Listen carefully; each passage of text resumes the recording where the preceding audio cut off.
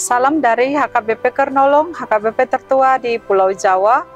Bapak Ibu Saudara yang terkasih, sebelum kita memasuki peraduan malam, mari kita mendengar firman Tuhan, kita berdoa.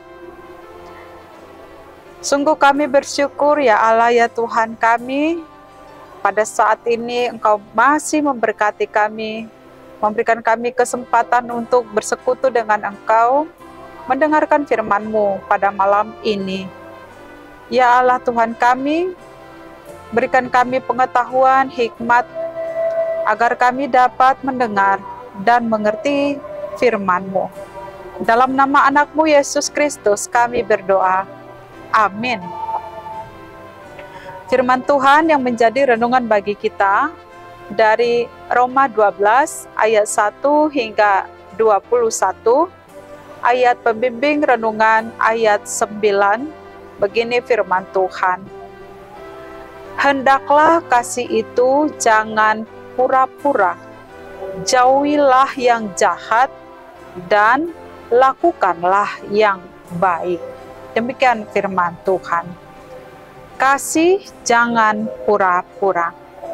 Sahabat renungan malam Shalom yang dikasihi Tuhan, kita pernah mendengar perkataan seperti ini.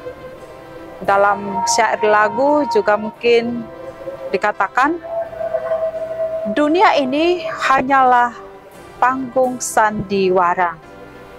Apa maksud dari perkataan ini? Perkataan ini mau mengatakan bahwa dalam kehidupan yang dijalani manusia, layaknya hanya sebagai pemeran.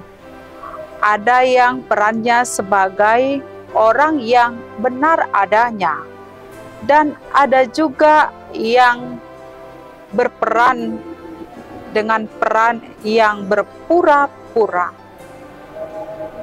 Di tengah dunia yang kita hidupi saat ini sudah banyak kita temukan kepalsuan, kepura-puraan, atau kemunafikan yang sering dilakukan, bahkan dipertontonkan, juga diperlihatkan oleh orang-orang yang ada di sekitar kita.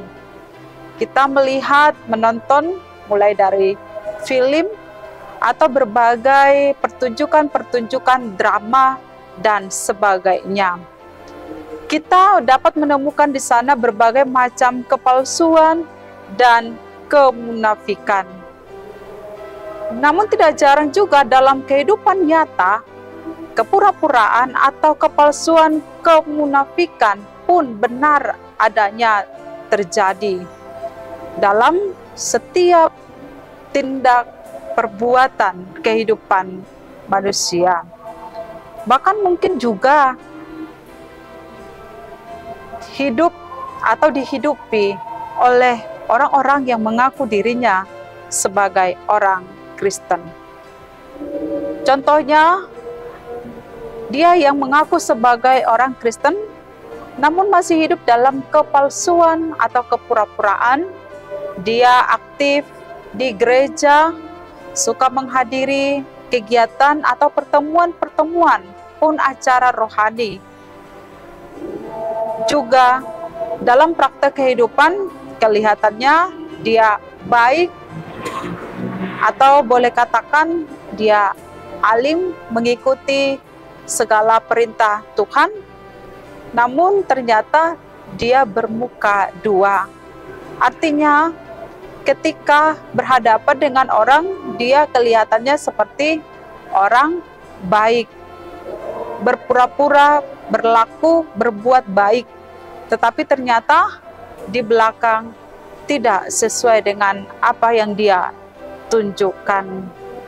Ketika berhadapan dengan orang, dia memuji orang itu, namun ketika dia beralih, malah dia menjelek-jelekkan orang yang tadi.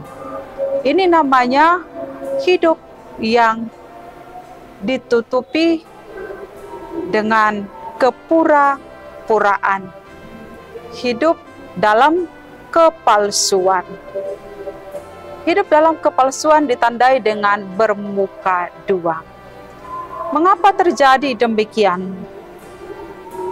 Sebagai orang Kristen, menyebut dirinya Kristen atau pengikut Kristus, namun masih hidup dalam kepura-puraan, kemunafikan, sudah tentu kekristenannya diragukan. Sebab sebagai orang Kristen yang sungguh sebagai pengikut Kristus, sejatinya hidup menjauhi kepalsuan, kemunafikan, kepura-puraan.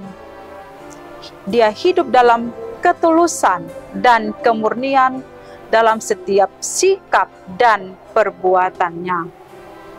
Di dalam renungan ini Paulus menekankan hidup sebagai orang Kristen adalah hidup dalam kasih. Hidup yang selalu berpedoman kepada kasih Kristus. Menjalani seluruh kehidupan di dalam kasih yang daripada Kristus. Di sana tidak ada kepalsuan, kepura-puraan maupun kemunafikan. Kristus telah memberikan teladan di dalam kasih dan pengorbanannya yang begitu tulus dan murni kepada setiap kita, kepada manusia. Kristus melakukan segala perbuatan dengan tidak terpaksa dan tidak mengharapkan imbalan. Oleh sebab itu, layaklah kita meneladani Kristus yang adalah kasih.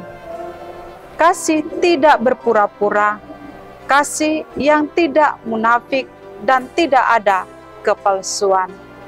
Hidup dalam kasih adalah hidup yang selalu menunjukkan kebaikan-kebaikan yang dari Kristus dan menjauhi segala yang jahat, tidak melakukan kejahatan dan tidak berniat jahat. Saudara yang terkasih, kita dapat memiliki kehidupan yang baik oleh karena kasih Kristus tinggal di dalam diri kita. Biarlah kiranya juga kasih itu dapat kita tunjukkan di dalam kehidupan kita, menolong orang lain untuk membangun relasi yang baik antara kita dengan sesama kita. Kita telah mengenal kasih Allah, biarlah juga kasih Allah dapat kita nyatakan dalam hidup kita. Amin, mari kita berdoa.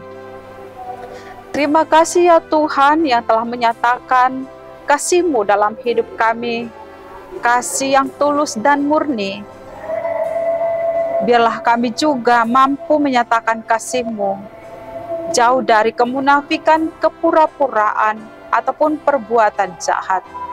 Sebab kasih yang daripada Tuhan adalah baik, dan hidup kami kiranya juga melakukan yang baik terhadap sesama kami. Semuanya hanya untuk memuliakan nama Tuhan. Malam ini ya Bapa, kami mau beristirahat, membaringkan diri di tempat tidur, sertai kami. Dalam nama Tuhan Yesus kami berdoa.